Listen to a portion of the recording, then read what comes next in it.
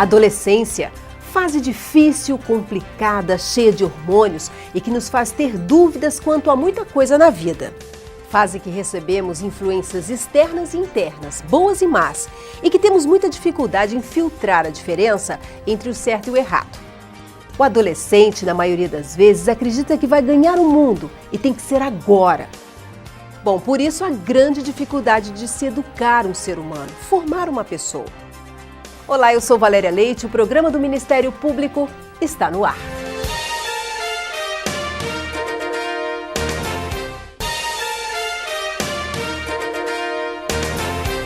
Educação de filhos.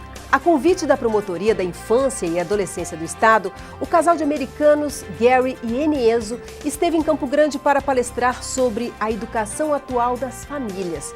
O plenário da Câmara Municipal esteve lotado. Raul tem 10 meses. É o primeiro filho de Eliane e William. Os pais lembram que quando Eliane estava grávida, houve a preocupação com todos os detalhes para receber o bebê. Cor do quarto, do enxoval, tamanho do berço. Mas já naquela época, a principal preocupação era como educar o herdeiro. Então, depois que passa aquela euforia, aí vem, né? Como é que eu vou proteger? Como é que eu vou... O que eu vou passar para ele? Que tipo de educação, né?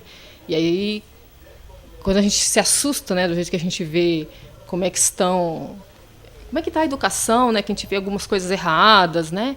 E a gente pensa, o que eu vou fazer? Automaticamente já vem a preocupação. Bom, e agora? Daqui para frente, como é que vai ser? Né? Questão de educação, de como fazer, né?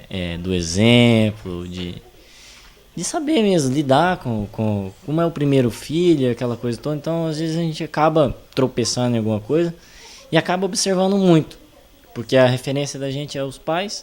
Pais de primeira viagem ou mesmo os veteranos têm uma vasta literatura disponível. Vários autores trazem a discussão sobre como conduzir a educação dos filhos. Alguns lançam questionamentos como que tipo de pai você é e propõem ainda reflexões sobre como criar os seus filhos. Este foi, inclusive, tema de palestra proposta pelo Ministério Público. Com a palavra, Gary Ezo. Ele e a esposa, Anne Marie, são autores de 22 livros que tratam do tema. Na Câmara de Vereadores de Campo Grande, ele destacou que para educar não tem receita pronta, mas que o caráter do futuro cidadão precisa estar fundamentado em valores e princípios transmitidos pela família. Os jovens pais que estão pensando em ter filhos precisam pensar: o que eu estou fazendo neste dia? O que eu vou fazer amanhã? Que tipo de vida eu levo? Quais são as coisas que eu pratico? Porque quando eles tiverem filhos, são essas coisas que eles vão passar para os filhos. Então, essa é uma preparação anterior à própria paternidade. O que acontece? Quando a criança nasce, nós temos que ensinar para ela a conduta, a maneira de viver, porque esse é o fruto que nós vamos colher lá no futuro. Ou seja, aquilo que a gente passar para a criança vai produzir algum resultado, às vezes bom, às vezes mau. Então tem que pensar nos valores, nos princípios que vai transmitir para as crianças. Então o que eu ensino para o filho tem que ser bom para a criança, bom para a família e bom para toda a sociedade.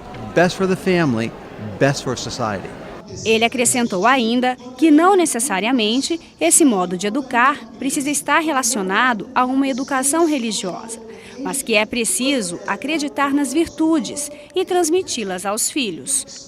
Porque uma coisa que a gente crê é que a virtude não está conectada com religião. Qualquer sociedade, qualquer civilização procura cultivar virtudes. O que nós cristãos dizemos e entendemos é que as virtudes procedem de Deus. Então não importa se a pessoa crê em Deus, é cristão ou não. Ela tem que buscar virtudes, porque é isso que caracteriza uma sociedade civilizada em qualquer lugar do mundo. Qualquer sociedade que queira se manter precisa cultivar virtudes. E o que são essas virtudes? É o sentimento, é a crença de que as outras pessoas são importantes. Quando você perde o valor do relacionamento com o próximo, você começa a desmoronar como sociedade. Quando as pessoas pensam só em si mesmas e não naqueles que a cercam, essa sociedade não tem futuro. Então, o que deve conduzir a família é a virtude. Bom, já que estamos falando sobre crianças, o Ministério Público aproveitou as comemorações do Dia do Índio para propor o debate sobre a infância indígena. Estudiosos e profissionais ligados à causa indígena participaram de conversas intensas sobre o cenário atual das crianças índias, que também foram protagonistas da obra Criança Indígena, Olhar Multidisciplinar. Está lá na Constituição Federal. É dever da família, da sociedade e do Estado assegurar à criança, ao adolescente e ao jovem, com absoluta prioridade, o direito à vida, à saúde, à alimentação, à educação, ao lazer, à profissionalização, à cultura, à dignidade, o respeito, à liberdade e à convivência familiar e comunitária. A regra é para todas, índias ou não. Elas precisam ter seus direitos respeitados. E para tratar desse entendimento, o Ministério Público realizou o primeiro ciclo de debates Criança Indígena e seus direitos fundamentais. A abertura contou com a presença de várias autoridades. Como isso se refere ao Dia do Índio, hoje é um dia específico para se discutir a integração, na verdade, dessas etnias à sociedade num todo. As tribos indígenas não mais vão lutar sozinhas, porque hoje tivemos aqui o clamor do povo indígena e com certeza outros entrarão nessa luta para que eles possam ter o mesmo direito que a Constituição brasileira determina, para que todos sejamos iguais. Quando vai se debater esse direito da criança e do adolescente, vai se debater não só do indígena, mas debater do negro, do branco, do amarelo, da criança de forma geral. Ainda durante a abertura do evento, ocorreu o lançamento do livro Criança Indígena, Olhar Multidisciplinar. Textos que propõem o debate sobre a infância indígena. Debatendo esse assunto, nós podemos trazer os interesses, também das crianças indígenas para dentro do Estatuto. Isso vai ser muito importante.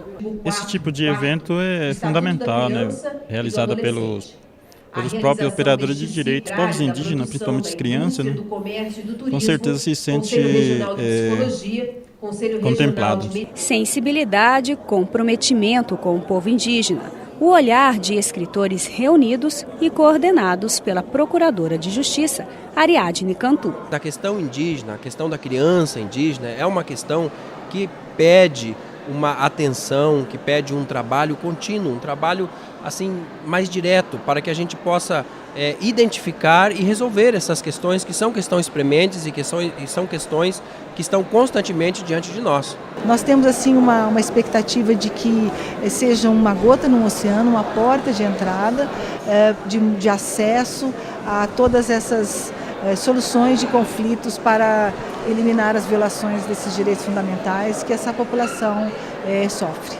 Seja no que chamamos de mundo dos brancos ou de indígenas, uma coisa é certa: o cenário está cada vez mais preocupante. E muita gente acredita que a solução pode estar no seio familiar. Adolescente de 16 anos é apreendido após tentar matar o vizinho com 3 tiros. Adolescente de 14 anos é flagrada com 39 quilos de maconha na MS 156. Adolescente que matou os 2 irmãos se entrega à polícia. Estes são apenas alguns atos infracionais graves cometidos em 2012 por pessoas com idade inferior a 18 anos. A delegada da Infância e Juventude chama a atenção para um dado alarmante.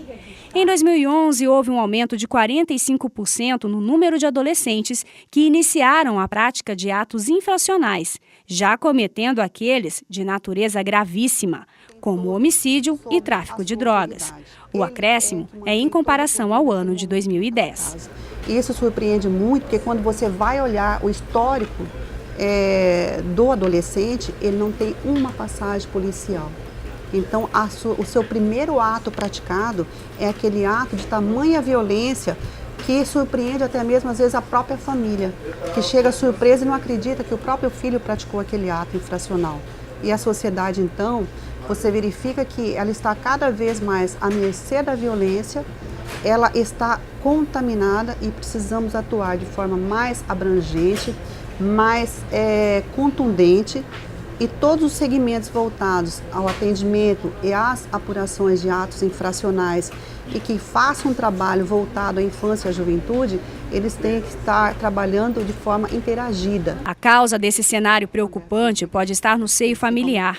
Ela acredita que a desatenção da família e, em alguns casos, o histórico de violência, uso de drogas e álcool por parte dos pais em algum momento da vida pode ser um fator preponderante na mudança do perfil das pessoas que chegam à delegacia. Nós tínhamos antigamente, digamos, bandidos ou marginais que eram conduzidos, apresentados à delegacia de polícia.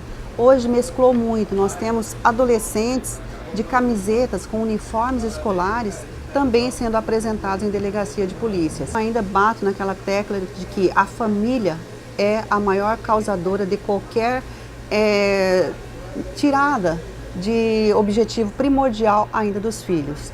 Porque se a família não estiver ali presente, passando aos filhos os valores morais, os valores do respeito às pessoas, que tem que respeitar uma pessoa enquanto ser humano realmente, seja ela quem for, esse jovem, essa criança jamais vai aprender a respeitar ninguém.